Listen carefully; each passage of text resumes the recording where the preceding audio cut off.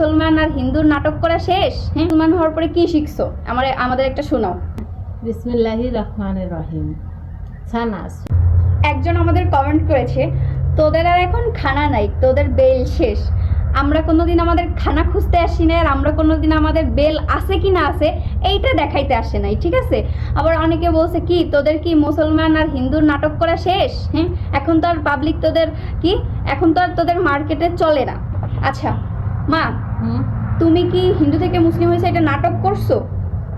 যে বলছে তুই নাটক করে দেখা, ওইটাই কথা, আমি ওই কথা। আপনি যদি পারেন তাহলে আপনিও নাটক করে দেখান, হ্যাঁ, এই সমাজে দাঁড়াইয়া। আর মা, তুমি হচ্ছে মুসলমান হওয়ার পরে কি শিখছো আমাদের একটা শোনাও। এটা কি শোনাই তাহলে? কি শোনাবা? সানা শোনাই। আচ্ছা শোনো। বিসমিল্লাহির রহমানির রহিম। একটু জোরে জোরে বললো, কারণ আমাদের কাছে আজকে মাইক নাই।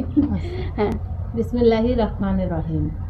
সানা। সুবহানাকাল্লাহুম্মা ওয়া বিহামদিকা ওয়া তাবারাকাসমুকা ওয়া তাআলা জাদ্দুকা ওয়া লা ইলাহা গায়রুক। এইবার যারা যারা বলেন না নাটক করছেন, হোমওয়ার্ক করছেন, আপনারাও নাটক করে এগুলা শিখেন।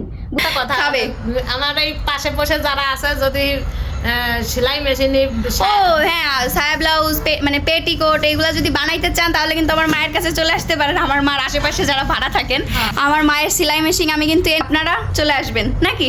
হ্যাঁ।